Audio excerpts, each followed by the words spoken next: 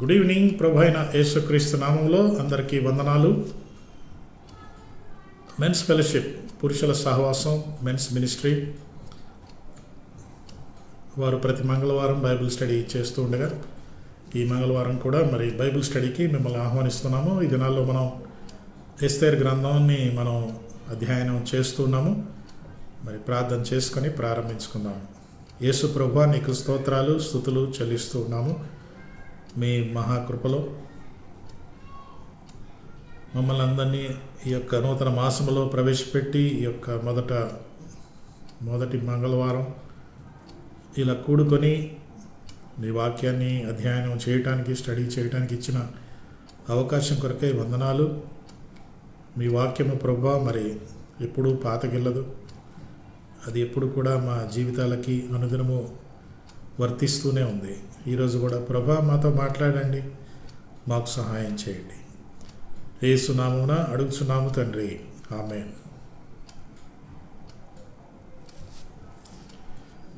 Good evening. మరి మీకు universal Baptist church తరఫున కూడా మా యొక్క ఆహ్వానం అందిస్తున్నాము. మీరు ఎవరైనా సరే, ఎక్కడున్నా సరే మరి మాతో కూడా కలిసి ఈ యొక్క బైబిల్ స్టడీలో పాల్గొనాలని ఆహ్వానిస్తున్నాము.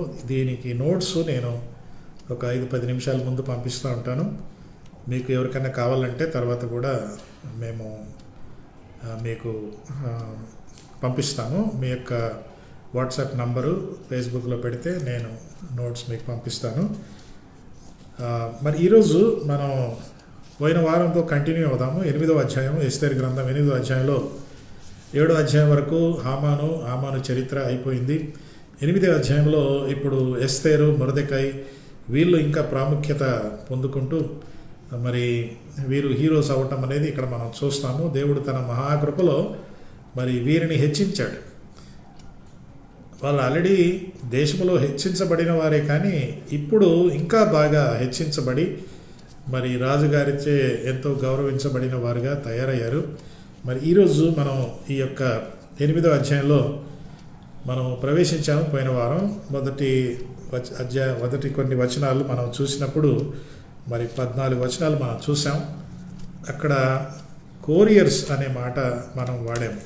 మీకు తెలుసు కదా, నేను కోరియర్స్ అనే పదాన్ని ఎస్తేర్ గ్రంథంలో ఇంగ్లీష్ బైబిల్ చదివినప్పుడు నేను కనుగొన్నానని చెప్పాను.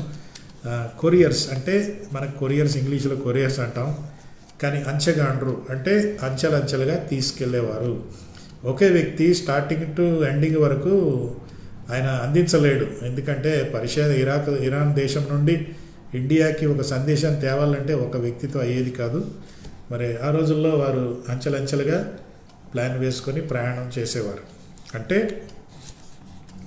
వారందరూ కూడా బహుశా ఒక ఇండియాకి రావాలంటే కనీసం ఒక 10 మంది ఇన్వాల్వ్ అయి ఉండాలి.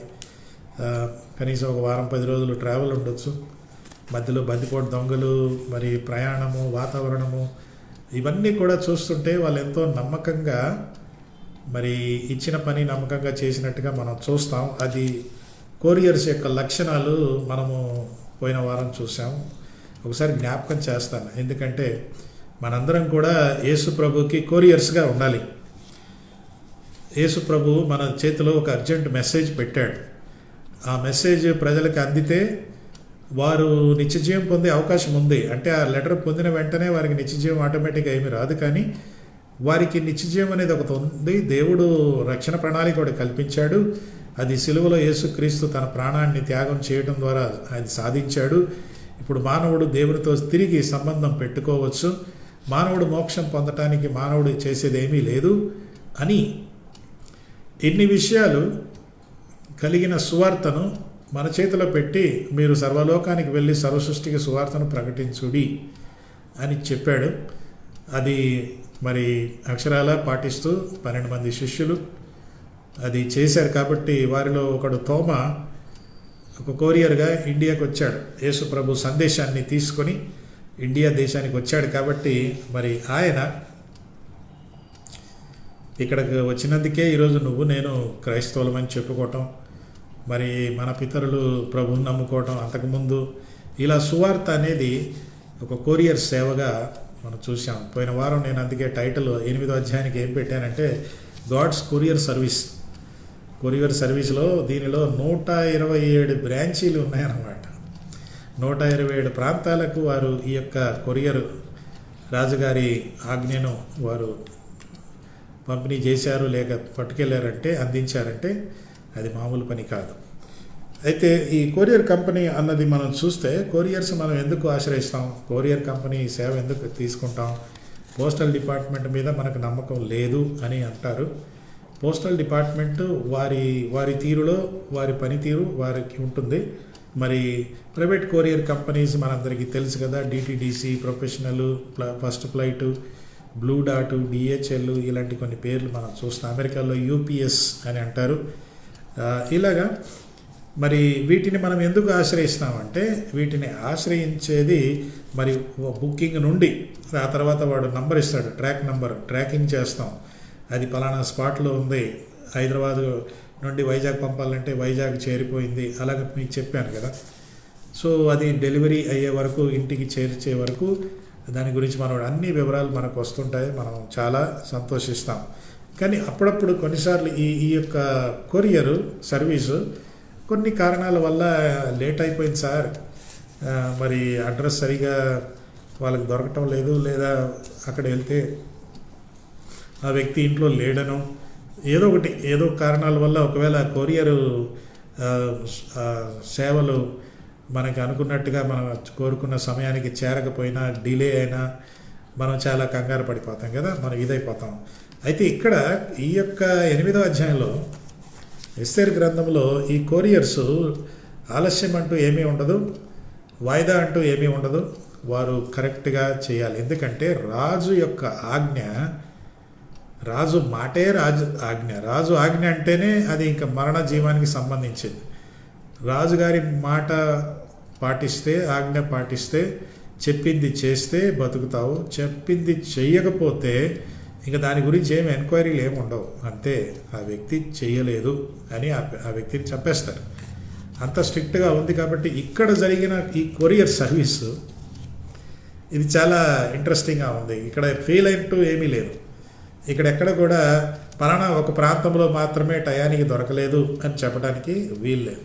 ముఖ్యంగా సూసా అనే ఈ యొక్క ప్రాంతానికి అది అందించబడింది. ఎందుకంటే సూసాలో కలవరం కలిగినట్టు మన 3వ అధ్యాయంలో ఒకసారి చూడండి. 3వ అధ్యాయం ఆఖరి వచనంలో ఒక మాట ఉంటుంది, దాని విని సూషను పట్టణము కలత చెందెను అన్నది మనం చూసాం 3వ అధ్యాయంలో. మరి ఈ నోటీసు వెళ్ళిన వెంటనే సూషా పట్టణం అంతా కూడా చాలా కన్ఫ్యూజన్లో, టెన్షన్లో ఉన్నారు. అది ఇంకోటి ఏం చూసామంటే, యూదులు మాత్రమే కాదు, యూదేతరులు అంటే యూదులు కాని వారు కూడా కలత చెందారు. ఇక్కడ యూదులు కలత చెందారని లేదు, సూసా పట్టణమే కలత చెందిందంటే అక్కడున్న యూదులు కాని వారు వాళ్ళు కూడా పరేషాన్ అయిపోయారు. వాళ్ళు కూడా ఏంటి సడన్గా ఈ యూదుల మీద ఇలాంటి ఒక చట్టం రావటం ఏంటి, మరి కొద్ది రోజుల్లో వాళ్ళందరినీ చంపేస్తారంట అంటూ వాళ్ళకి కూడా అర్థం కాలే. కానీ దీన్ని ప్రశ్నించడానికి వీల్లేదు. ఎందుకు? ఇది రాజుగారి నుండి వచ్చింది కాబట్టి. హామాను కూడా చాలా కుయుక్తితో రాజుగారి ద్వారా దీన్ని జరిగించాడు కాబట్టి అసలు దీని వెనక హామాను ఉన్నాడనే అనుమానం కూడా ప్రజలకు రాకుండా చేసి ఆయన అలా చేశాడు. సో ఈ కొరియర్స్ మరి చాలామంది ఉన్నారు. 127 ప్రాంతాలంటే కనీసం 127 మంది. తర్వాత కొరియర్స్ అంటే అంచెలంచెలుగా వెళ్తారు కాబట్టి ఒకే వ్యక్తి వెళ్ళడు. అంటే 127 ప్రాంతాలకి exactly double number, triple number కూడా ఉండొచ్చు. ఒక ప్రాంతానికి ముగ్గురు కానీ పాల్గొంటేనే అది అక్కడ దాకా చేరి ఉండొచ్చు. అందుకే చాలామంది ఉన్నారు. వీళ్ళందరూ కూడా ఎవరికి ఇచ్చిన పాత్ర, ఎవరికి కేటాయించిన రూటు, ఎవరు ఎంత దూరం వెళ్ళాలో అన్నది అందరూ కూడా కరెక్ట్గా చాలా మెటిక్యులస్గా వారు పని చేశారంటే దిస్ ఈజ్ సంథింగ్ గ్రేట్ అన్నమాట. అంటే అఫ్కోర్స్ దీని వెనక దేవుని హస్తం ఉంది, దేవుని నడిపింపు ఉంది, దేవుని భద్రత ఉంది. దేవుడు ఆ కార్యం చేశాడు కాబట్టి మనము దాన్ని మెచ్చుకోవాలి. మరి వారి యొక్క నమ్మకత్వం, దేర్ ఫెయిత్ఫుల్నెస్, వారి నమ్మకత్వమే అనేక ప్రాణాలని రక్షించింది. అంతేకాకుండా మరి ఒక క్రొత్త అధ్యాయం ప్రారంభమైంది. ఎస్తేరు వచ్చింది, ఎస్తేరు రాణిగా రావడం కూడా ఆ దేశంలో క్రొత్త అధ్యాయం. ఇప్పుడు హామాను చనిపోయి యూదులందరికీ స్వాతంత్రం, స్వేచ్ఛ, యూదులందరికీ ఆ మరణశిక్ష నుండి తప్పించుకోవటం అన్నది కూడా మరి యూద చరిత్రలో క్రొత్త అధ్యాయం మొదలైంది. ఈ క్రొత్త అధ్యాయం మొదలవటానికి మరి బేసిక్గా మనకందరికీ తెలుసు, ఎస్తేరు, మొర్దెకాయ కీలక పాత్రలు. ఆ తర్వాత కొరియర్స్ వారి కీలక పాత్ర కూడా మనం చూస్తాం.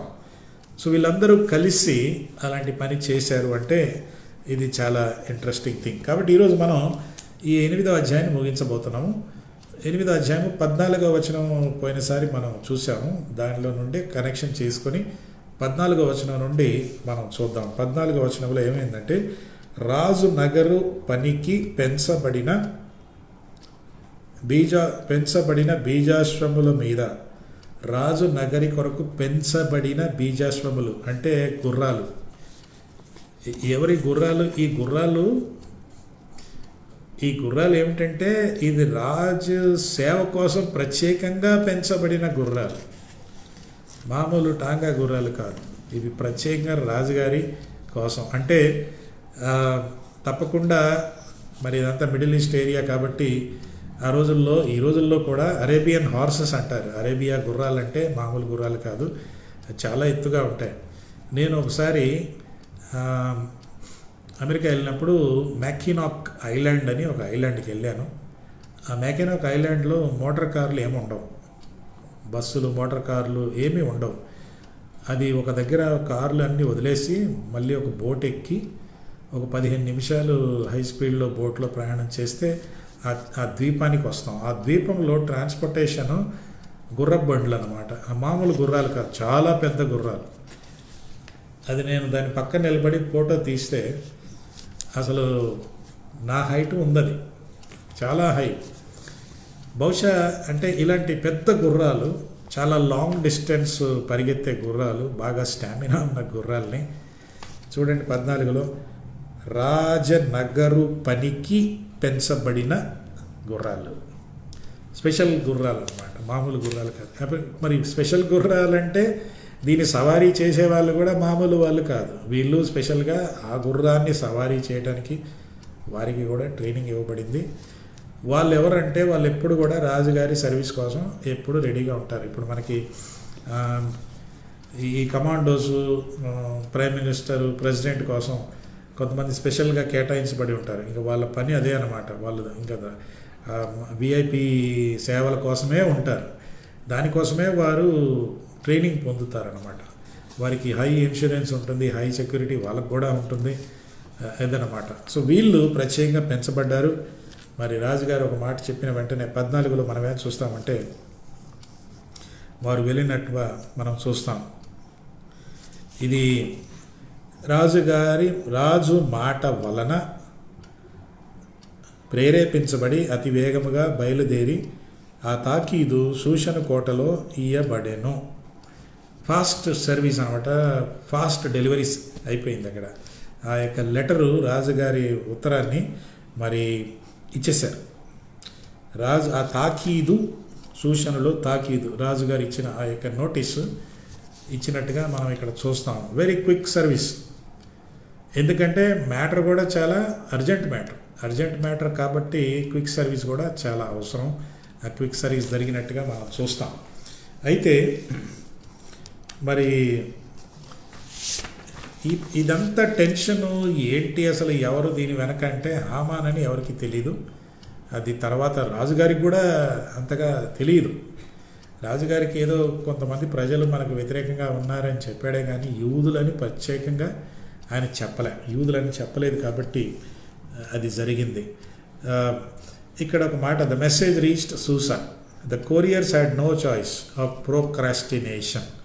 ఇక్కడ నేను ఒక విషయాన్ని పెట్టాను. ఏంటంటే వీరు చెప్పిన పని వెంటనే చేశారు. కొంతమంది అలా చెయ్యరు. అది ఎంత అర్జెంట్ అయినా కూడా పక్కన పెట్టేస్తారు. ఇప్పుడు వద్దులే అంటారు, అప్పుడు వద్దులే, తర్వాత చూద్దాంలే అంటారు. సో అందుకే the couriers they could not, it was a serious matter. మరి దేవుడు మనకిచ్చిన పని, అది ఏ పని అయినా కానీ, సువార్త ప్రకటనే కానీ, సంఘ పనే కానీ, ఇంకా దేవుని రాజ్యానికి సంబంధించిన ఏ పని అయినా మనము చేయాలి, టయానికి చేయాలి. ఫర్ ఎగ్జాంపుల్ ఇక్కడ ప్రశ్న పెట్టాను, ప్రోక్రాస్టినేషన్ అని అంటారు. ప్రోక్రాస్టినేషన్ అంటే, నేను ఈ పదం ఇది ఎందుకు వాడుతున్నారు పాస్టర్ గారు అని మీరు అడిగితే, 14వ వచనంలో రాజు మాట వలన ప్రేరేపించబడి వేగముగా కాదు అతివేగముగా, అంటే దాన్ని ఇంకా లేటు చేసే ప్రసక్తే లేదు, లేటు చేయకూడదు, పోస్ట్ పోన్ చేయటానికి వీలు లేదు. ఇంకా మీకు చెప్తా ఉన్నాను కదా, అంచెగాండ్రు అంటే ఇప్పుడు ఒక స్థలానికి 4 కేటాయించబడితే 4 కూడా టయానికి చేయాలి. 2 చేశారనుకో, 3వ వాడు కొంచెం ప్రోక్రాస్టినేషన్ అంటే ఇప్పుడు ఏమీ లేదులే, ఇంకా టైం ఉందిలే అంటూ కొంచెం వాయిదా వేసి దాన్ని డిలే చేసి ఉంటే ఎంత ప్రమాదం అయ్యేది కదా. అంటే ఎవరికి ఇచ్చిన పని వారి సమయంలో కరెక్ట్గా కాకుండా వారికి కేటాయించిన ఆ సమయంలోనే వారు చేశారు. అంతేగాని నా సమయం, నా టైం ప్రకారం నేను చేస్తాను, నా ఇష్ట ప్రకారం నేను చేస్తాను అంటే. సో ప్రశ్న ఏంటంటే, ప్రోక్రాస్టినేషన్ అంటే పోస్ట్ పోనింగ్ సమ్ వర్క్, ఏదో ఒక పని, ఏదో ఒక బాధ్యత, ఏదైనా సరే పోస్ట్ పోన్ చేయటం అనేది కొంతమందికి అదొక life style. It has become a life style for many people. అయిపోద్ది, ఎంతసేపు అండి, జస్ట్ 2 మినిట్సే కదా, మీరు దాన్ని అంత తొందర పెడతారేంటి, ఇట్లా అంటే చేసేస్తాను అన్నవారు లేరా? మీరేమన్నా అన్నారా అలాగా? ఇది ఎంతసేపు అండి, మీరు దానికి ఇంత సిద్ధపడటం, ఇంత సీను అవసరం లేదు, అయిపోద్ది అంతే, ఎలాగైపోద్ది అంటారు కదా. కానీ చెయ్యరు, మళ్ళీ అది జరగదు కూడా. ఆ టైం దాటిపోతుంది. టైం దాటిపోయినప్పుడు చాలా ప్రమాదకరంగా ఉంటుందన్నమాట. ఫర్ ఎగ్జాంపుల్ ఇక్కడ for some people postponing things, taking things lightly becomes a life style. అది ఒక హ్యాబిట్గా మారిపోతుంది. అది వాళ్ళకి ఆ సమయంలో బాగా అనిపించవచ్చు, కానీ అది వేరే వాళ్ళకి, దానికి సంబంధించిన వాళ్ళకి అది ఉపయోగకరంగా ఉండదు. దానికి సంబంధించిన వారి, దానితో కలిసిన వారు, దానికి కనెక్షన్ అయి ఉన్న వారికి వాళ్ళ ప్రోగ్రామ్స్ కూడా డిలే అయిపోయినట్టు ఉంటాయి. వారికి చేయవలసింది కూడా చేయలేకపోతూ ఉంటాం. ఇది నేనేం చెప్పనక్కర్లేదు, కానీ నేను ఈ మాట ఈ స్టడీలో మనం నేర్చుకుంది, కొరియర్స్ అతి వేగముగా అనే మాట ఉంది. అంటే there was no delay, no postponing, no procrastination. అది వాయిదా వేయటం, ఆలస్యం చేయటం, ఇప్పుడేం తొందర ఏం లేదులే, ఒకవేళ ఎవరైనా చనిపోయినా చనిపోతారు, ఏంది యూదులు కదా, ఆఫ్టర్ ఆల్ యూదులు చనిపోతే, 4 చనిపోతే, కొంతమంది చనిపోతే పెద్ద పోయిందేంటి, నేను టయానికి ఇస్తాను, కానీ లేట్ అయితే ఏం పర్వాలేదులే అనే తలంపు ఎవ్వరికీ రాలే. సో అయితే ఇక్కడ ఒక ప్రశ్న,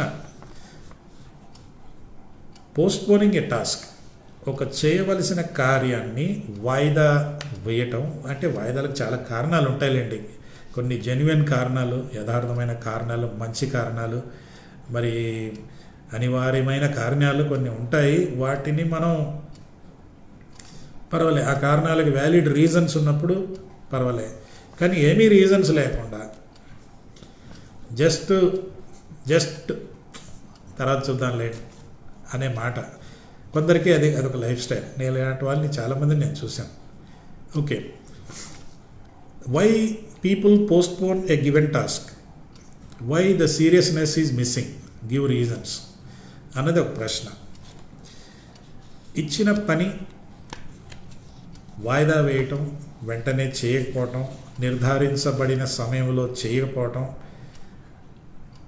దీని యొక్క పరిణామాలు, దీని కాన్సిక్వెన్సులు ఆ టయానికి ఏమీ అనిపించకపోవచ్చు, కానీ ఆ తర్వాత దాని పరిణామాలు దుఃఖకరంగా, బాధకరంగా, ప్రమాదకరంగా కూడా ఉండొచ్చు. So think about that question. ఏదైనా నా జీవితంలో నేను ఇప్పుడు చేయవలసింది నేను చేయకుండా పోస్ట్పోన్ చేసి ప్రోక్రాస్టినేషన్ అంటే డిలే చేసి తర్వాత చూడొచ్చులే అన్నట్టుగా ఒకవేళ అలాంటి తలంపులు ఉంటే అది దాని గురించి ఆలోచించాలి. ఈ కొరియర్స్ నుండి నేర్చుకోండి. ఎంత క్విక్ యాక్షన్ అన్నమాట. వారు ఆ క్విక్ యాక్షన్ ఒక్క నిమిషం కూడా ఆలస్యం చేయకుండా టక్కుమని వెళ్ళారు, టక్కుమని సందేశాన్ని అందించారు. పరిస్థితి అంతా పూరా మాహోల్కు బదల్ దియా అంటారు కదా, అలా పరిస్థితి అంతా వాతావరణం అంతా మారిపోయింది because of the quick action. 15వ వచనం చూడండి. అప్పుడు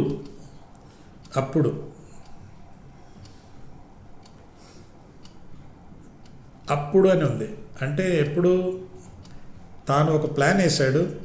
ఈ యొక్క శుభవార్త అందరికీ చేరాలి, అందరికీ చేరి అందరూ కూడా సంతోషించాలి, వారి మీద ఉన్న భయము భీతి అంతా పోవాలి. అది ప్లాన్ వేసి టైమింగు అన్నీ కూడా చేశాడు. అవన్నీ కరెక్ట్గా జరిగిపోయిందన్నమాట. ఏది కూడా పోస్ట్ పోన్ కాలేదు, డిలే కాలేదు, ఆలస్యం కాలేదు, వాయిదా పడలేదు, కరెక్ట్గా జరిగిపోయింది.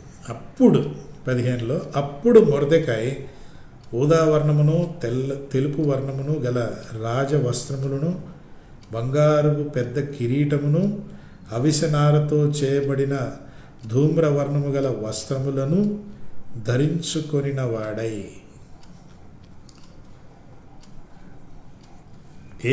ఏ మొర్దెకాయి 4వ అధ్యాయంలో ఆయన ఏం ధరించుకున్నాడు మనం చూసాం. 4వ అధ్యాయంలో ఏం ధరించుకున్నాడు చూడండి. 4:1 జరిగినదంతయు తెలియగానే మొర్దెకై తన బట్టలు చింపుకొని గోనె పట్టలు వేసుకొని బూడిద పూసుకొని పట్టణమంతా కూడా శోకముతో రోదన చేసి. ఈ మొర్దెకై ప్రజల క్షేమాన్ని కోరిన ఈ మొర్దెకై, తన ప్రజల రక్షణను కోరుకున్న ఈ మొర్దెకై వారి కొరకు గోజాడి తగ్గించుకొని బూడిద పూసుకొని బట్టలు చింపుకొని ఇవన్నీ చేసిన ఈ వ్యక్తి ఇప్పుడు తన జీవితంలో విజయం వచ్చింది, తాను అనుకున్న కార్యం సాధించుకున్నాడు. దేవుని మీద ఆధారపడితే మరి దేవుడు గొప్ప కార్యాన్ని చేశాడు కాబట్టి 15లో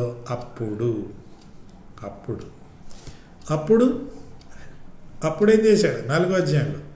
అప్పుడేమో అవన్నీ చేశాడు, ఇప్పుడేమో ఇవన్నీ ధరించుకొని ధైర్యంగా చూడండి ఏం చేశాడంటే ధరించుకొని రాజసముఖము నుండి బయలుదేరాను.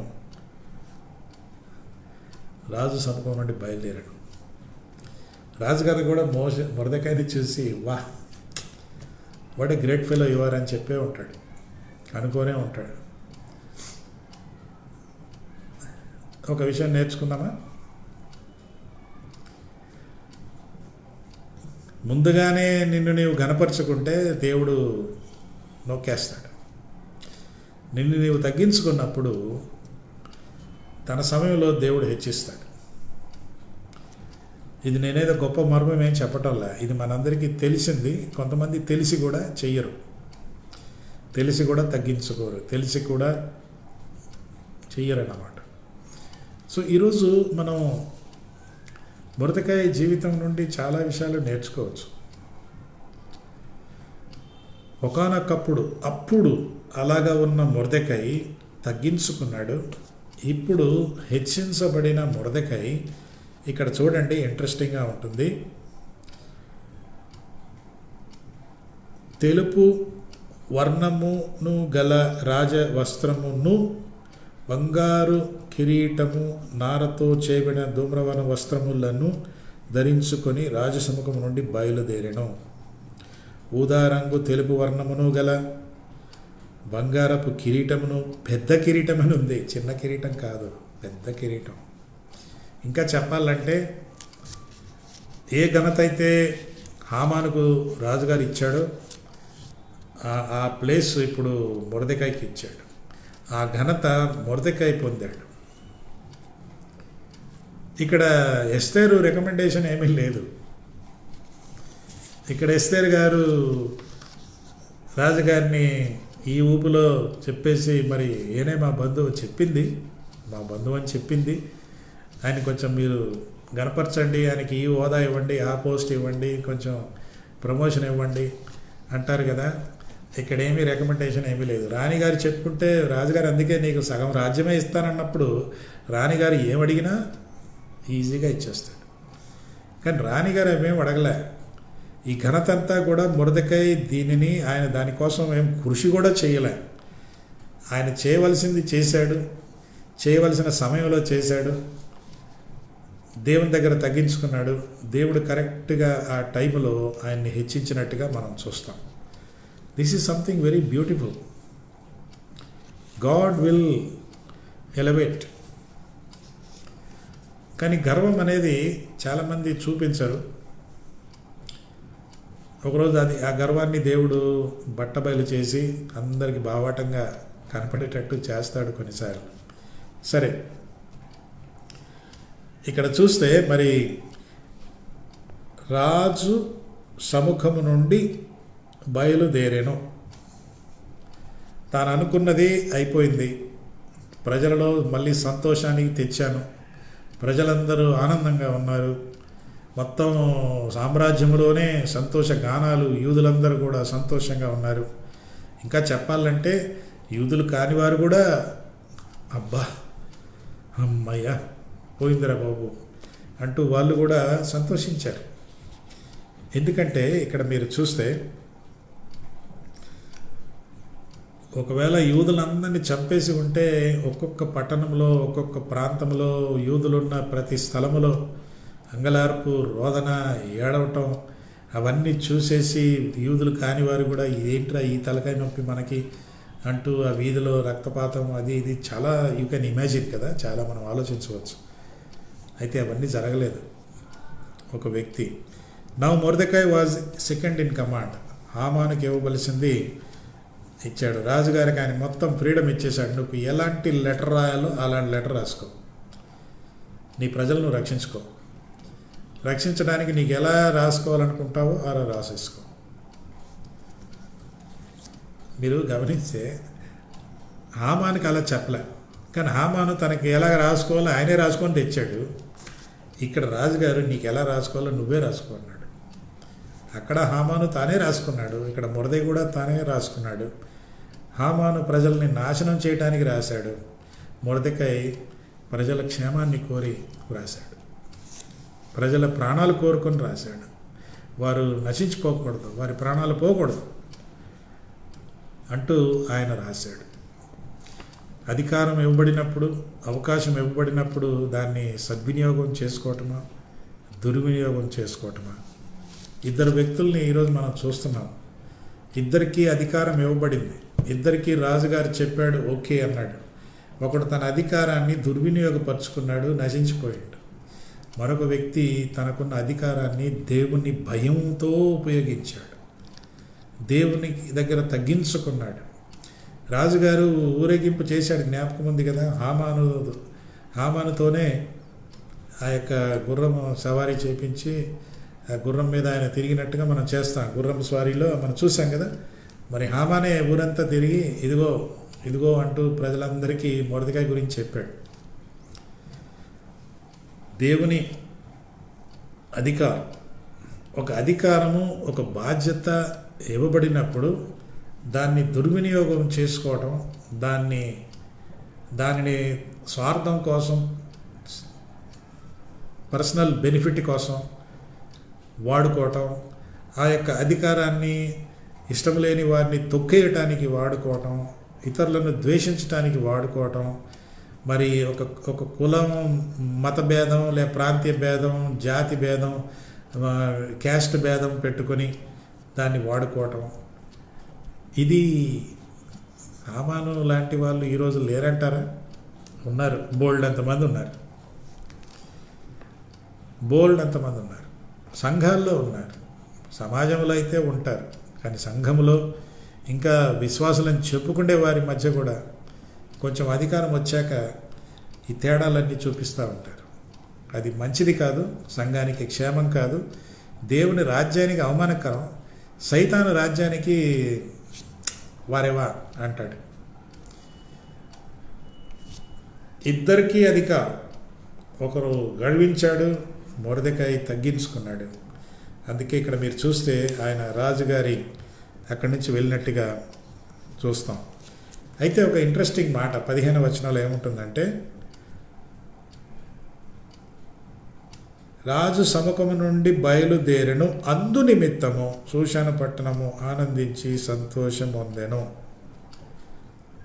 శూషణ పట్టణానికి 14 చూడండి, తాకీదు శూషణ పట్టణం కోటలో ఇవ్వబడింది.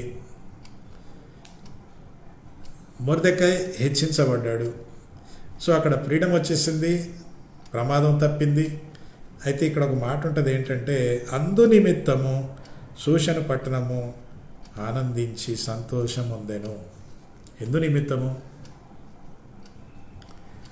ఈ మహానుభావుడు, మా హీరో ఈ మొర్దెకై మాకు అసాధ్యమైంది సుసాధ్యం చేశాడు. ఇక మా బతుకులు అయిపోయినారా బాబు అన్న పరిస్థితుల్లో మా జీవితానికి వికాసం, సంతోషం, ఆనందం తెచ్చాడు. అందుకే అందును బట్టి వాళ్ళందరూ సంతోషించారు. ఒక వ్యక్తి యొక్క నమ్మకత్వం, ఒక వ్యక్తి చేయవలసింది టయానికి చేసినప్పుడు, ఒక వ్యక్తి దేవునికి కంప్లీట్గా సరెండర్ అయిపోయి ఆయనకి హ్యాండ్ ఓవర్ చేసినప్పుడు దేవుడు ఆయన గణపరుస్తాడు, ప్రజలు కూడా ఆయన గణపరుస్తారు, ప్రజలు ఆయన్ని బట్టి సంతోషిస్తారు. మన గురించి ప్రజలు సంతోషిస్తున్నారా? మన నాయకత్వం గురించి ప్రజలు సంతోషిస్తున్నారా? నేను పాస్టర్గా ఉన్నందుకు ప్రజలు సంతోషిస్తున్నారా? నేను తండ్రిగా ఇంట్లో ఉన్నందుకు నా కుటుంబీకులు సంతోషిస్తున్నారా? నేను తల్లిగా ఉన్నందుకు, లేక నేను కుమారుడిగా కుమార్తెగా ఉన్నందుకు సంతోషిస్తున్నారా? అందును బట్టి చూడండి 15లో, అందును బట్టి అందు నిమిత్తము శూషణ పట్టణము ఆనందించి. శూషణ పట్టణములో యూదులు మాత్రమే లేరండి, యూదయేతరులు, యూదులు కాని వారు కూడా ఉన్నారు. వాళ్ళు కూడా వారెవా అన్నారు. వారెవా మొర్దెకై, మొర్దెకాయ్ జిందాబాద్ అన్నారు. మొర్దెకాయ్కి తారీఫ్ కరో. అలాంటి వ్యక్తి. ఇక్కడ రాజుగారు ఆయన్నేం పెద్ద హెచ్చించింది ఏమీ లేదు. దేవుడు రాజును ఉపయోగించి, దేవుడు మొర్దెకాయ్ని హెచ్చించాడు రాజును ఉపయోగించి, త్రూ ది ప్రాపర్ ఛానల్. ఇంకా రాజుగారు హెచ్చించాక దానికి ఎదురులేదు, రాజుగారు ఖండిస్తే దానికి ఎదురులేదు. రాజుగారు హామానుడు ఖండించాక ఆయన ముఖం మీద ముసుగేశారు, దానికి మళ్ళీ ఎవడు ఏమీ అడిగేది లేదు, నోరు మూసుకోవాలంతే. రాజుగారు ఒక వ్యక్తిని హెచ్చించాడంటే, హామానుని హెచ్చించినప్పుడు ఎవరు క్వశ్చన్ చేయలేదు, హామాను ముఖం మీద ముసుగేశాక కూడా ఎవరు క్వశ్చన్ చేయలేదు. అది రాజుగారి ఆజ్ఞ అంతే. మొర్దెకాయ్ని మరి రాజుగారు హెచ్చించాడు. దేవుడు రాజుగారిని ఉపయోగించి హెచ్చించినట్టుగా ఇక్కడ మనం చూస్తాం. దాని వలన ప్రజలకు సంతోషం, ప్రజల్లో ఆనందం కలిగింది, ప్రజల్లో ఆనందం కలిగినట్టుగా ఇక్కడ చూస్తాం. ఇదంతా ఎస్తేర్ అమ్మగారు ఎక్కడున్నారు? ఎక్కడుంటారు? ఎస్తేర్ అమ్మగారు అక్కడే ఉంటారు, ఇంకెక్కడికి వెళ్తారు? ఎన్నో కష్టాల్లో, ఇబ్బందుల్లో అనాథగా ఉన్న ఈమెను పెంచి పెద్దదానిగా చేసి ఒక మహారాణి అయ్యే వరకు కూడా ఆమెతో ఉండి ఆమెను అలాంటి స్థితిలోనికి తీసుకొచ్చిన మొర్దెకాయ్ గురించి ఆమె ఇంకా సంతోషించింది. ఎందుకంటే రాజుగారి సముఖం నుండి మా అంకుల్ కొన్ని రోజుల క్రితం ఇదే అంకుల్ గోనె పట్ట కట్టుకొని బూడిద పోసుకొని తిరుగుతున్న ఈ అంకులు, ఇప్పుడు ఈ అంకులు రాజవస్త్రాలు. ఆహా, వాట్ ఏ జాయ్. అంతే కదా, మనకు తెలిసిన వారు, మన బంధువులు మంచి కార్యం చేసి పేరు ప్రఖ్యాతులు పొందినప్పుడు మనకెంతో సంతోషం.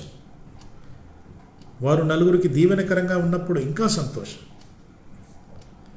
వారు సమాజానికి క్షేమాన్ని కలిగించినప్పుడు సంతోషం. మొర్దెకాయ్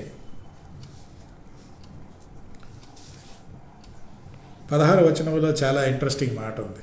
ఏంటంటే మరియు అంటే 15 చూడండి, అందునిమిత్తము శూషణ పట్టణంలో ఆ పట్టణం ఆనందించి సంతోషం పొందెను. మరియు ఇన్ అడిషన్ టు దాట్ యూదులకు క్షేమము, ఆనందము, సంతుష్టి, ఘనత కలిగెను. ఎవరు కలిగించారు? దేవుడు కలిగించాడు. ఎవరి ద్వారా? మొర్దెకై ద్వారా, ఎస్తేర్ ద్వారా, కోరియర్స్ ద్వారా కలిగించాడు. ఇప్పుడు కోరియర్స్ సీన్లో ఉన్నారా? లేరు. కానీ ఆ సీన్, ఆ లెటర్ అందించే ఆ సీను వాళ్ళ పాత్ర వాళ్ళు వహించారు. సో దేవుడు ఏం చేశాడు? ఈ కోరియర్స్ని చెస్ అన్నాను కదా, ఎస్తేర్ గ్రంథం చెస్ అని చెప్పాను కదా. సో ఆ కోరియర్స్ని అందరినీ ముందుకు జరిపాడు. వాళ్ళ ద్వారా టకా కార్యాలు చేసుకున్నాడు. మళ్ళీ వాళ్ళందరూ అక్కడ సీన్లో లేరు. ఇప్పుడు మళ్ళీ సీన్లోకి ఎస్తేరు మొర్దెకైని పట్టుకొస్తున్నాడు. దేవుడు చేసే కార్యం చాలా ఇంట్రెస్టింగ్గా ఉంటుంది. కోరియర్స్ చేసే అంతవరకు, కోరియర్స్ చెప్పే వరకు, కోరియర్స్ వెళ్ళి వచ్చే వరకు ఎస్తేరు మొర్దెకైలు అలా కూర్చొని ఉన్నారు. వాళ్ళు వచ్చేసారు, వాళ్ళకి సమాచారం వచ్చేసింది. దేశమంతా కూడా, సామ్రాజ్యం అంతా కూడా సంతోషంగా ఉంది. శూష పట్టణంలో ఆనందం వచ్చిందని 4 మాటలు ఇక్కడ వాడబడ్డాయి. ఏంటంటే యూదులకు క్షేమము, ఆనందము, సంతుష్టి, ఘనత కలిగిన. ఎన్ని మాటలు వాడబడ్డాయి ఇక్కడ చూడండి. యూదులకు అంతకుముందు ఇవన్నీ లేవు. A timely action was a celebration time. అంటే సరి అయిన నిర్ణయం చాలామంది తీసుకుంటారు, కానీ అది సమయానికి చెయ్యటం అన్నది కూడా ఇంపార్టెంట్. కొన్నిసార్లు మనకు తెలుసు కదా, మరి కొన్నిసార్లు కొన్ని గవర్నమెంట్ పథకాలు ఉంటాయి, మంచి పథకాలు ఉంటాయి, కానీ అది టయానికి జరగవు. కొన్ని కారణాలు ఎన్నో ఉండొచ్చు. కానీ సో పోస్ట్ పోనింగ్ అన్నమాట. కొన్ని చర్చిల్లో కూడా అది చేద్దాం ఇది చేద్దాం అంటారు. కొన్ని సంస్థల్లో అది చేద్దాం ఇది చేద్దాం అంటారు. ఆ మీటింగ్లో మంది అప్రూవ్ అయిపోద్ది, అంతా బాగానే ఉంటుంది, కానీ అది క్రియల్లోకి రాదు. అది అమలు చేయడానికి కొంచెం ఆలస్యం అవుతుంది. కారణాలు, బోల్డని కారణాలు ఉండొచ్చు. కానీ ఇక్కడ మీరు చూస్తే మరి it was a timely action. సమయానికి అన్నీ చేశారు. ఈరోజు నేను ఎంఫసైజ్ చేసేది ఏంటంటే వాయిదా వేయకుండా, ఆలస్యం చేయకుండా ఏదైనా కార్యాన్ని మనం చేయాలన్నప్పుడు మనం చేయాలి. ముఖ్యంగా దేవుని రాజ్యానికి సంబంధించిన, ప్రజల రక్షణకు సంబంధించిన, సంఘ క్షేమానికి సంబంధించిన, కుటుంబ క్షేమానికి సంబంధించిన, ఈవెన్ సమాజ క్షేమానికి సంబంధించిన ఏదైనా నా ద్వారా జరగాలి అన్నప్పుడు దాన్ని నేను వాయిదా వేసుకొని నా ఇష్టం ఉన్నప్పుడు చేస్తానులే అంటే లెక్క చెప్పాలి. సో ఇక్కడ మీరు చూస్తే వీళ్ళు, రాజుగారు అయితే కరెక్ట్గా నిర్ణయం తీసుకొని వీళ్ళని తప్పించే ఒక కొత్త చట్టం చేశాడు. కానీ అది టయానికి చేరకపోయి ఉంటే ఏమయ్యేది? అందుకే even right things when they are not done on time, though right things are of no use. So మీకు చిన్న హోంవర్క్ లాగా పెట్టాను ఇక్కడ, క్లాస్ వర్క్ అన్నాం. యాక్చువల్లీ మీకు నోట్స్లో మీరు ఒకవేళ చూడగలిగితే 4 విషయాలు జరిగాయి ఇక్కడ 16వ వచనంలో. ఈ 4టికి అపోజిట్ పదాలు చెప్పండి. What are the opposite words in verse 16? What are the opposite words? అవి అపోజిట్లో ఉన్నాయి కాబట్టే ఇప్పుడు ఈ పాజిటివ్ వచ్చాయి. ఇంతకుముందు నెగిటివ్గా ఉన్నాయి కాబట్టి ఇప్పుడు పాజిటివ్ అయిపోయాయి. ఏంటి ఆ నెగిటివ్ థింగ్స్? ఒక చిన్న ఫర్ ఎగ్జాంపుల్, వారు క్షేమము అంటే అపోజిట్ ఏంటి? క్షేమంగా లేరు కదా, బిక్కుబిక్కుమంటా ఉన్నారు. రేపో మాపో మమ్మల్ని చంపేస్తారు అనే భయంతో వాళ్ళు ఉంటా ఉన్నారు. సరే, ఇంకోటి ఏంటి? ఆనందం అంటే అపోజిట్ ఏంటి? దుఃఖంగా ఉన్నారు. సంతుష్టి, ఘనత అంటే గ్లాడ్నెస్, జాయ్ అండ్ ఆనర్.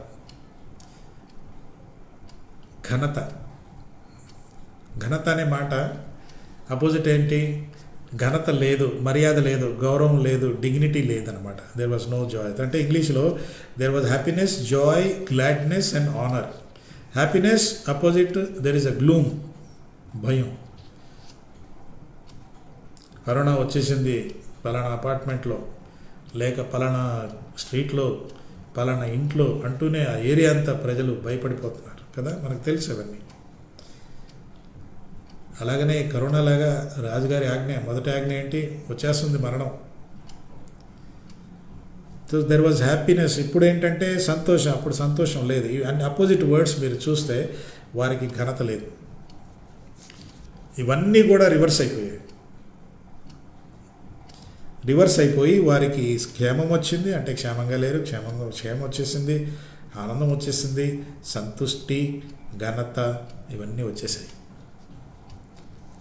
వీటి కోసమే ఎదురు చూస్తున్నారు, అవి వచ్చాయి. వాటన్నిటినీ టయానికి పనిచేసిన కొరియర్స్ కూడా వారి పాత్ర, కీలకమైన పాత్ర ఇక్కడ మనం చూస్తాం. సో నేను క్వశ్చన్ పెట్టాను ఇక్కడ, ఆ క్వశ్చన్ మీరు చేయాలి. ఏంటంటే, from the above 4 things that happened, how many are relevant today in the world? How does it connect to Indian society now? ఇవి అపోజిట్ అని చెప్పాను కదా, ఇవి ఈ రోజుకి కూడా వర్తిస్తాయా? ఇలాంటి పరిస్థితులు ఇప్పుడు కూడా ఉన్నాయంటారా?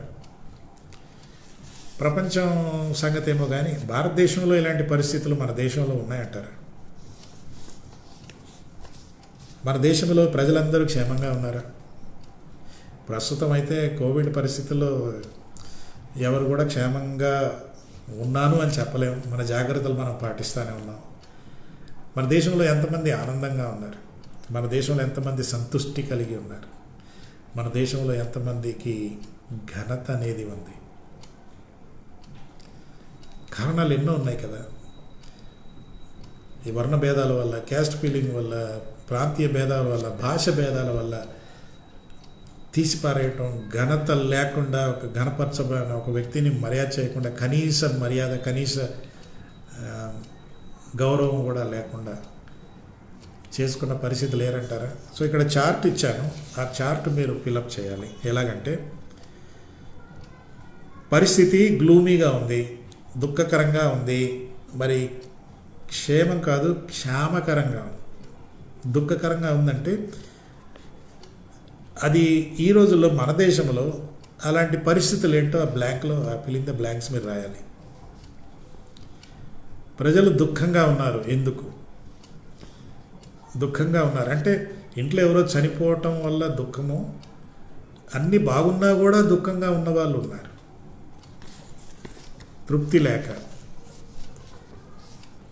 ఇకపోతే కొందరు మరి వేదనలో ఉన్నారు, కొందరు ఘనత లేకుండా ఉన్నారు. ఘనత లేకుండా ఉన్నారంటే కొన్ని ఎగ్జాంపుల్స్. ఇండియా కాంటెక్స్ట్లో ఘనత లేని ప్రజలు ఎలాంటి వారు? కొందరికి ఘనత లేకుండా, వారిని మర్యాద లేకుండా చూస్తూ ఉంటారు, వారు చాలా నీచంగా చూస్తూ ఉంటారు. అసలు పశువుల కన్నా ఇంకా నీచంగా చూస్తారు. వాళ్ళ ఇంట్లో ఉన్న గేదెను బాగా చూసుకుంటారు, కానీ వీళ్ళని చూస్తే వాళ్ళ గేదె కంటే ఇంకా నీచంగా, హీనంగా చూస్తారు. అలాంటి ఎగ్జాంపుల్స్ ఏమైనా ఉంటే మీకు చార్ట్ పెట్టాను అక్కడ, చిన్న fill in the blanks chart. మీరు ఇక్కడ ఫిలప్ చేయాలి. పక్కన ఒక ఎగ్జాంపుల్ ఇచ్చాను, ఒక ఐటెం ఇచ్చాను, దానికి తగిన ఎగ్జాంపుల్ ఇండియన్ కాంటెక్స్లో ఎలాగా ఉంటుంది అన్నది చూసుకోవడం మనకి చాలా ఉపయోగకరంగా ఉంటుంది. So when God is involved, when God is allowed, there will be reversal of things. పరిస్థితులు మారిపోతాయి. There will be reversal of things. Yeah, so we have to think about it. మనం రాజులం కాదు, మనం రాణులం కాదు, మనము మొరదకాయలాగా ఆఫీసులు కాదు, కానీ మనందరం కూడా కొరియర్స్. మనకు ఆ ముగ్గురుకున్న ఆ స్టేటస్ ఉండకపోవచ్చు, కానీ అందరికీ ఒక స్టేటస్ మాత్రం ఉంది. ఏంటంటే మనందరం కొరియర్స్. మనందరం కొరియర్ పని చేయాలి.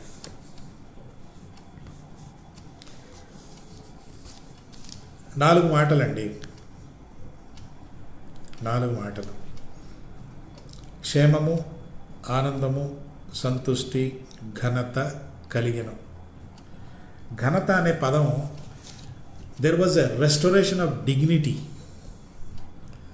Restoration of dignity, yes. అంటే when king announced, all the dignity of Jewish people was stripped.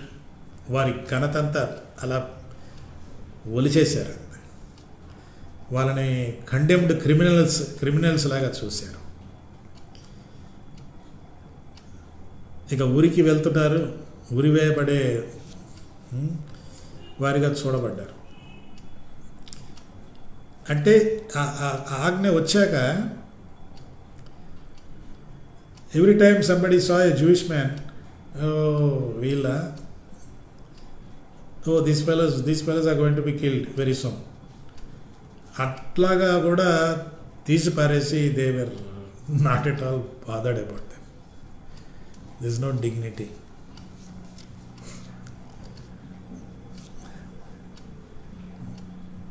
దేవుడు మానవుడిని సృష్టించినప్పుడు when God created man was created with dignity. What dignity? The image of God. దేవుని యొక్క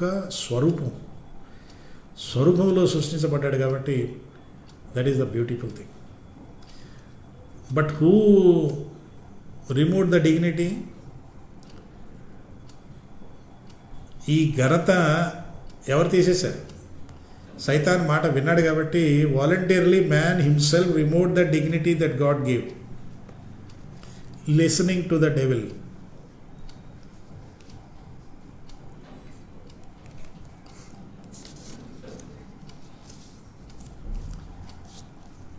do we respect people? మనం కనీస మర్యాద చేస్తున్నామా? ఒక హ్యూమన్ బీయింగ్ లాగా అన్న ట్రీట్ చేస్తున్నామా? Do we treat other people as human beings? మనం చేస్తున్నామేమో కానీ సమాజంలో చూడండి, కొన్నిసార్లు ఈ సంఘాల్లో కూడా బాధాకరమైన విషయం, ఒక వ్యక్తిని అలా తీసి పారేస్తారు. ఆయనకున్న డిగ్నిటీ కూడా ఉండదు. ఆయనకు ఆఫీస్లో పెద్ద డిగ్నిటీ ఉండొచ్చు కానీ గుడికి వచ్చాక తీసి పారేస్తారు. అంటే గుడికి వచ్చినప్పుడు మన హోదాలన్నీ పట్టుకొచ్చుకొని కూర్చోం, కానీ మామూలు వ్యక్తులుగా వచ్చి కూర్చోవాలి. అయినా కూడా కనీస మర్యాద ఇవ్వకుండా we remove that. This is very dangerous. యేసుక్రీస్తు అందుకే వచ్చినప్పుడు when he came to this world, he restored the dignity of man.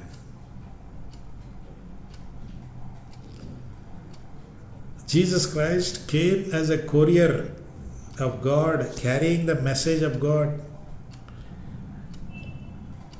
and that message whoever believed restored the dignity. కదా, యేసు ప్రభువే పరమ కోరియర్. ఆయన దేవుని యొక్క శుభవార్త ఈ లోకానికి తీసుకొచ్చాడు. ఆ శుభవార్త నమ్మిన వారికి పోయిన ఘనత మళ్ళీ వస్తుంది. యోహాను 1:12 తన్ను ఎందరు అంగీకరించారో తన కుమారులు కుమార్తెలగుటకు అధికారం ఇచ్చను. He gave the authority to become the children of God. That is the restoration of dignity.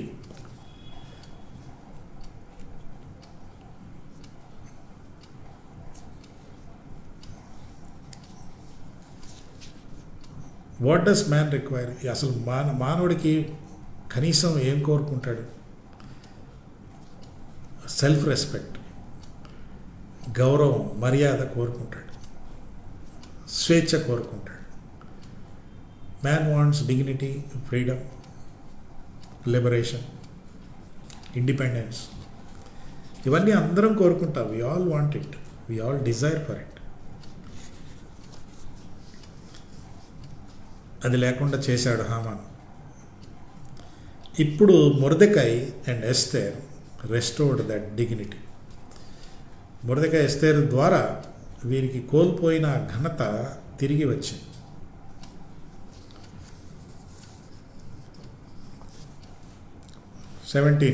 verse 17, రాజు చేసిన తీర్మానమును అతని చట్టమును వచ్చిన ప్రతి సంస్థానమందును ప్రతి పట్టణమందును యూదులకు, మళ్ళీ వచ్చింది చూడండి పదాలు, ఆనందము సంతోషము కలిగెను. అది శుభదినమని విందు చేసుకొనిరి. అది శుభదినమని విందు చేసుకున్నారు. Time to rejoice and time to celebrate, time for a feast, time to make a biryani. Okay, time to make a biryani, enjoy, celebrate. కొందరు వ్యక్తులు నమ్మకంగా పనిచేసిన వల్ల కొన్ని వేల మందికి అదొక పండుగలాగా మారిపోయింది. దీన్ని మనం సువార్తపరంగా చూస్తే ఒక్క విశ్వాసి, ఒక్క పాపి రక్షణ పొందితే పరలోకములో మహా సంతోషం అంట. ఆ ఒక్క పాపి మారు మనసు పొందినందుకు పరలోకములో సంతోష కారణం ఎలాగవుతుంది? నేను ఆ పాపికి సువార్త చెప్పి ఆ పాపిని రక్షణ అనుభవంలో నడిపించినప్పుడు నేను కూడా పరలోకంలో ఆ సంతోషానికి నేను కూడా కారణం. When a sinner repents, there is a great joy in heaven. And when I lead that sinner to Christ, I am also part of the cause for a celebration in heaven. So ఎంత గొప్ప బాధ్యత మనకుంది. వారు అది శుభదినమని విందు చేసుకొనిరి. శుభదినం. శుభదినం ఏంటి? బర్త్డే, వెడ్డింగ్లు ఇవన్నీ శుభదినమే. కానీ కొరింథీలో ఒక మాట ఉంది, నేడే అనుకూలమైన సమయము, నేడే రక్షణ దినం. రక్షించబడుట అది ప్రతి వ్యక్తి జీవితంలో అంతకంటే గొప్ప శుభదినం ఇంకేమీ లేదు. ఒక గ్రాండ్ వెడ్డింగ్ జరిగితే పరలోకంలో సంతోషం, ఆనందగానం ఉండకపోవచ్చు, ఉండదు. ఈలోక సంబంధమైనది ఏది జరిగినా పెద్దగా కాదు. కానీ ఒక పాపి, ఆ పాపి చదువుకున్నోడు కావచ్చు, పామరుడు కావచ్చు, ఊరోడు కావచ్చు, ఒక ట్రైబల్ కావచ్చు, ఎవరైనా ఏ క్యాస్ట్ అయినా, ఎవరైనా సరే ఒక్క పాపి రక్షణ పొందితే పరలోకంలో సంతోషం. ఆ పాపికి అది శుభదినం, పరలోకంలో కూడా అది శుభదినం. ఎందుకంటే ఆ రోజు పరలోకంలో మహా ఆనందం. కాబట్టి సంగమా, మనం ఈ సువార్త ప్రకటన కార్యక్రమం చేయాలి. అంటే కోవిడ్ వల్ల ఆగిపోయాం. ఈ అవుట్ రీచ్ పాస్టర్లను కూడా కలిసి వారికి కూడా మనం ఈ యొక్క విషయాలు మనం షేర్ చేసుకోవాలి. ప్రభుచితమైతే వాళ్ళందరినీ కలవాలని ఆశగా ఉంది, కలుసుకుంటాం. వారికి కూడా మనం ప్రోత్సాహాన్ని కలిగించాలి. కష్టమైన పరిస్థితుల్లో ఉంటున్నారు, మనలాగానే వాళ్ళు కూడా ఈ కోవిడ్కి ప్రభావితులై ఉన్నారు. కాబట్టి మనం అందరము కలిసి కొరియర్ అనేది, మనందరికీ కొరియర్ బాధ్యత ఉంది. We are all couriers because our Lord is the ultimate courier who brought the message of Christ, message of the Father. దేవుడు లోకమును ఎంతో ప్రేమించినది. జాన్ 3:16, కాగా తన కుమారుని యందు విశ్వాసముంచు ప్రతివాడు నశింపక నిత్యజీవం పొందును. ఇదే కొరియర్ లెటర్. ఈ కొరియర్ లెటర్ మనం లోకానికి ఇవ్వాలి. ఆ కొరియర్ లెటర్ యేసు ప్రభు సువార్త ప్రకటించాడు. అది శుభదినము. ఆ శుభదినాన్నే బైబిల్లో కొరింథీ పత్రిక 6లో చూస్తే అక్కడ నేడే అనుకూలమైన సమయము, నేడే రక్షణ దినం.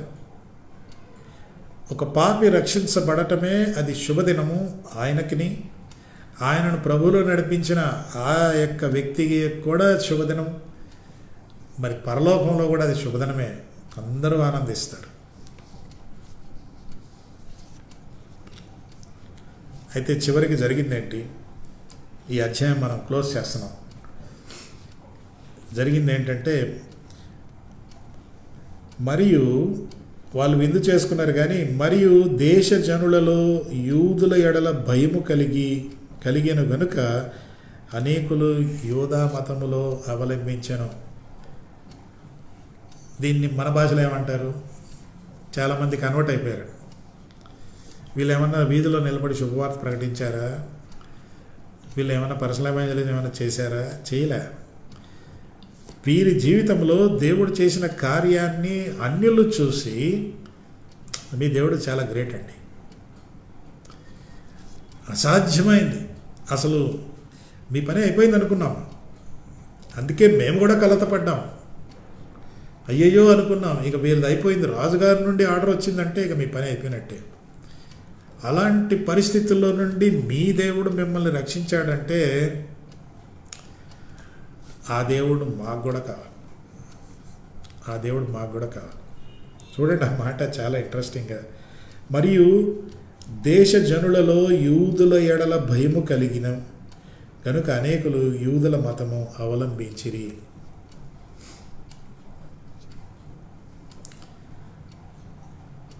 రూతు నయోమిలాగా నువ్వు ఆరాధించే దేవుడే నా దేవుడు, నీ ప్రజలే నా ప్రజలు అని చెప్పింది కదా.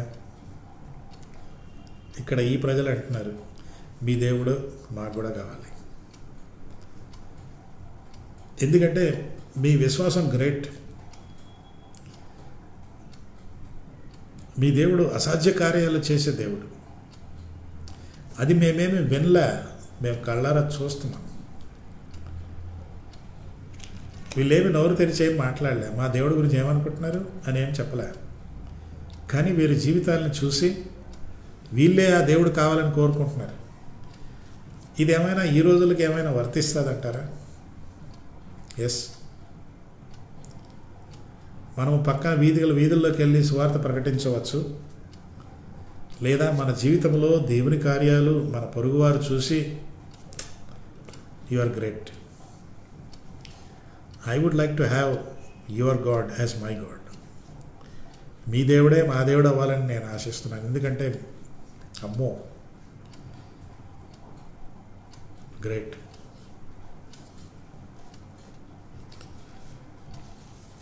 Is it possible today?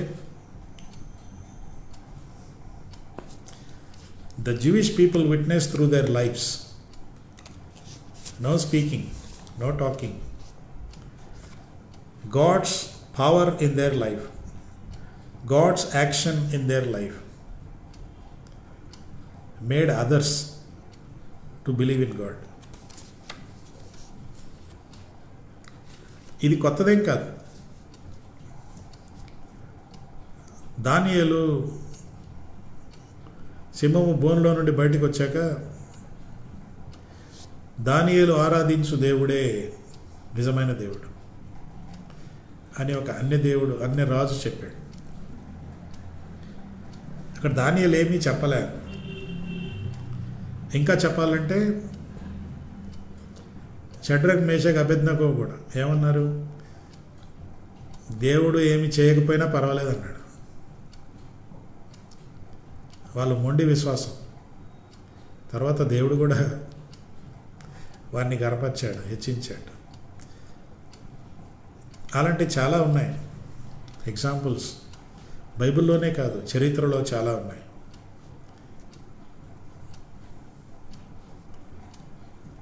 చరిత్రలో చాలా ఉన్నాయి. నేను ఒక ఎగ్జాంపుల్ చెప్తాను. ఈస్ట్ ఇండియా కంపెనీ ఉన్నప్పుడు హైదర్ అలీ అని ఒక మొఘలు రాజు ఉండేవాడు. హైదర్ అలీ మొఘల్ సామ్రాజ్యానికి సంబంధించిన. ఈస్ట్ ఇండియా కంపెనీకి ఈ హైదర్ అలీకి ఏదో మనస్మర్ధలు వచ్చినప్పుడు మన మధ్య యుద్ధం వద్దు, మనము దీని గురించి సమాధానంగా ఏదైనా మాట్లాడుకుందాము అని చెప్పినప్పుడు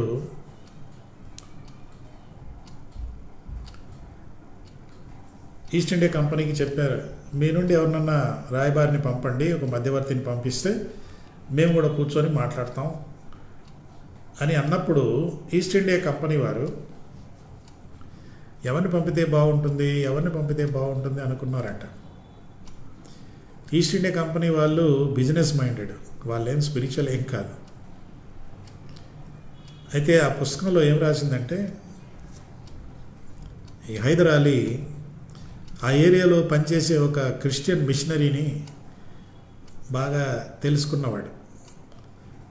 ఆయన చేసే సేవ, ఆయన యథార్థత, నమ్మకత్వం, ఆయన జీవితాన్ని చూసి హైదర్ అలీ ఒక మాట రాస్తాడు. ఆ పుస్తకంలో చాలా ఇంట్రెస్టింగ్గా ఏముంటుందంటే, క్రిస్టియన్ స్వాడ్స్, ఆయన పేరు క్రిస్టియన్ స్వాడ్స్ అనే మాట. సో హైదర్ అలీ ఏమంటాడంటే, ఉస్ క్రిస్టియన్ కు भेजना वो हमें धोखा नहीं देगा, उस क्रिश्चियन को भेजना वो हमें धोखा नहीं देगा. అంటే మన ఇద్దరి మధ్యవర్తి ఎవరన్నా న్యూట్రల్ మ్యాన్ కావాలి కదా, ఆ వ్యక్తి ఎవరో మేమే చెప్తాం. మీ దగ్గర ఒక ఆయన ఉన్నాడు మిషనరీ, క్రిస్టియన్ స్వాడ్స్, ఆ క్రిస్టియన్ స్వాడ్స్ అని ఆయన పంపండి, ఆయన మాకు డోకా చేయడు. క్రిస్టియన్ స్వాడ్స్ అని చెప్పలేక హైదర్ అలీ ఉస్ క్రిస్టియన్కు भेजना वो हमें धोखा नहीं देगा అంటే ఆ మిషనరీ జీవితాన్ని చూసి మరి ఎంత ప్రభావితుడయ్యాడు. ఈ కోవిడ్ దినాల్లో మన బంధువులు, మన నేబర్స్, మన అపార్ట్మెంట్లో చాలామంది మనల్ని చూస్తూ ఉన్నారు, మన ప్రవర్తన చూస్తూ ఉన్నారు, వాళ్ళు మన జీవితాలు చూస్తూ ఉన్నారు. కోవిడ్ ఏడల మన యొక్క వైఖరి, జరుగుతున్న పరిస్థితుల్లో మన వైఖరి, వచ్చిన వరదలప్పుడు మన వైఖరి, ఇవన్నీ చూస్తున్నారు. మన జీవితాలే సాక్ష్యం అంటే ఒక పరిస్థితికి ఎలా రియాక్ట్ అవుతున్నావో అది సాక్ష్యం. వీళ్ళకు ఒక పెద్ద భయంకరమైన పరిస్థితి ఏర్పడింది, దానికి వీళ్ళు ఎలా రియాక్ట్ అయ్యారో, ఎలా స్పందించారో అన్నది మనం చూస్తాం. ఎస్తేరు జీవితాన్ని రాజుగారు ఎస్తేరు జీవితాన్ని హామాను చూశాడు, ఎస్తేరు జీవితాన్ని ప్రజలు చూశారు, ఎస్తేరు జీవితాన్ని అక్కడ రాజభవన్లో పనిచేసే వాళ్ళందరూ చూశారు. ఇంకా చెప్పాలంటే ఎస్తేరు రాజభవనంలోనే తనతో ఉన్న చెలికత్తెలు వీళ్ళందరితో ప్రార్థన చేయించగలిగిందంటే వాళ్ళని ఏదో అధికారంగా ఒత్తిడి చేసి ఏమి చేయలే. ఆమె జీవితాన్ని చూసి వీళ్ళు కూడా ప్రార్థన చేయడానికి ముందుకు వచ్చారు. సో ఈరోజు మనం ముగించుకున్నాం. ఏంటంటే ఈరోజు మనం నేర్చుకుంది కొరియర్ సర్వీస్, నమ్మకంగా యథార్థంగా వారు చేసిన పని. ఈరోజు మనం నేర్చుకున్న ఒక ముఖ్యమైన విషయం ఏంటంటే ప్రొక్రాస్టినేషన్. అంటే we cannot procrastinate things, we cannot postpone things. అది ఏ రంగంలోనైనా సరే అది నలుగురికి ఉపయోగకరంగా ఉంటుంది, నాకు ఉపయోగకరంగా ఉంటుంది, దేవుని రాజ్యానికి ఉపయోగకరంగా ఉంటుంది, కుటుంబానికి ఉపయోగకరంగా ఉంటుంది, సమాజానికి ఉపయోగకరంగా ఉంటుంది అనే విషయాన్ని నేను వెంటనే చేయాలి, వాయిదా వేస్తే కాదు. ఈ కొరియర్స్ కానీ కొంచెం కూడా ఇప్పుడేమిలే పెద్ద ఏదో కొంతమంది చనిపోతే పెద్ద పోయిందేంటి అంటూ ఒకవేళ వాళ్ళు పోస్ట్ పోన్ చేసుకొని నిర్లక్ష్యంగా ఉండుంటే క్షేమము, ఆనందము, సంతుష్టి, ఘనత, సంతోషము, శుభదినము, విందు ఏది కూడా ఉండేది కాదు. అంతకంటే ఇంకా ఎక్కువ అనేక ప్రజలు యూదుల ఎడల భయం కలిగి యూదుల మతమును అవలంబించను, నీ దేవుడినే మేము పాటిస్తాం. What a thing. Just because everybody did their job on time and faithfully. ఎవరి పని వాళ్ళు నమ్మకంగా చేశారు కాబట్టి కార్యం జరిగింది. సో ఈరోజు మనం 8వ అధ్యాయాన్ని ముగించేసుకున్నాము. ఈ చిన్న నోట్స్ మీకు కావాలంటే మీరు వాట్సాప్లో మరి ఫేస్బుక్లో నంబర్ పెట్టండి, మీకు నోట్స్ పంపిస్తాము. ప్రతి మంగళవారం ఎస్తేరు గ్రంథంలో మేము పురుషుల సహవాసం వారు జరిగిస్తున్నారు. ఈరోజు ఎస్తేరు గ్రంథాన్ని 8వ అధ్యాయం ముగించుకున్నాము. ఇంకొక 2 అధ్యాయాలు మాత్రమే ఉన్నాయి. మరొక 2-3 వారాల్లో మోస్ట్ ప్రాబబ్లీ ఈ నెలకి మనం ఎస్తేరు గ్రంథాన్ని ముగించేసుకుంటున్నాం. తర్వాత వచ్చే పుస్తకాన్ని మీకు తెలియపరుస్తాము. Thank you very much. ప్రార్థన చేసుకుందామా? Let's pray. యేసయ్యా మీకు వందనాలు. గోనె పట్టలు కట్టుకొని బూడిద పూసుకొని బట్టలు చింపుకొనిన మొర్దెకైని రాజవస్త్రాలు ధరింపజేశావు, ఘనతనిచ్చావు. సంతోషం, ఆనందం, ఘనత అంతకంటే ఎక్కువ అన్యులు ప్రభా నిన్ను నమ్మారు. Silent witness. ప్రభా సహాయం చేయండి. మేము కూడా ప్రభా మాకు అప్పగించిన పనిని వాయిదా వేయకుండా నమ్మకంగా చేయటానికి, సమయంలో చేయటానికి, సకాలంలో చేయటానికి సహాయం చేయండి. ఎన్నోసార్లు మేము నష్టపోతూ ఉన్నాము. వాయిదాలు వేయటం వల్ల, ఆలస్యం చేయటం వల్ల నష్టపోతూ ఉన్నాము. ఇకను అలా చేయక ప్రభా, నీ ఆత్మ నడిపింపు ప్రకారం చేయటానికి సహాయం చేయండి. ఈరోజు మేము నేర్చుకున్న మాటలు ప్రభా మరి మా హృదయంలో భద్రపరచండి, ఫలింపచేయండి. మేము మీకోసం కోరియర్స్గా ఈ శుభ సందేశాన్ని అందించే వారంగా ఉండుటకు సహాయం చేయండి. యేసు నామమున అడుగుచున్నాము తండ్రి, ఆమేన్. తండ్రి, కుమార, పరిశుద్ధాత్మ దేవుడు మనందరితో ఇప్పుడు సదాకాలం తోడై ఉండును గాక. Amen, amen. God bless you. జాగ్రత్తగా ఉండండి. మరి మళ్ళీ గురువారం ఉదయం 10 గంటలకి మనం ప్రే ఫర్ ఇండియా, భారతదేశం కోసం ప్రార్థన చేస్తాం. మరి ఈ నెల నుండి కొన్ని దేశాల కొరకు మనం ప్రార్థన చేయబోతున్నాము. ఇప్పటివరకు కొన్ని రాష్ట్రాల గురించి చేశాము. ఇక నుండి మనము కొన్ని దేశాల గురించి కూడా ప్రార్థన చేద్దాం. అఫ్కోర్స్ ఇంకా కొన్ని రాష్ట్రాలు మిగిలిపోయాయి, అంటే యూనియన్ టెరిటరీస్ అలాంటి కొన్ని ఉండిపోయినాయి. కానీ అర్జెంటుగా కొన్ని దేశాల కోసం ప్రార్థన చేయాలని నేను భారం కలిగి ఉన్నాను. మనము వచ్చే వారం అంటే రేపు గురువారం అమెరికా దేశం కోసం ప్రార్థన చేద్దాం. ఎలక్షన్ వేడివేడిగా ఉంది అక్కడ పరిస్థితులు. ఎందుకంటే ఒక ప్రపంచంలో అతి శక్తివంతమైన దేశంలో జరిగే కార్యాలు, రాజకీయాలు, దాని ప్రభావం ప్రపంచమంతా ఉంటుంది. కాబట్టి మరి మనము ఆ దేశం కొరకు ప్రార్థన చేయాలి. దానియేలు గ్రంథంలో ఉన్నట్టు రాజులను నియమించుట, రాజులను తొలగించుట దేవుని హస్తంలో ఉంది. అయినా మనం ప్రార్థన మాత్రం మనం చేయాలి. వచ్చే వారం అంటే రేపు గురువారం అమెరికా దేశం గురించి మనం ప్రార్థన చేయబోతున్నాము. అంటే పూర్తి వివరాలు కాదు, కొన్ని విషయాలు మనం ప్రార్థన చేయడానికి ప్రయత్నం చేద్దాం. మీ దగ్గర ఏమైనా వివరాలు ఉంటే మాకు పంపండి.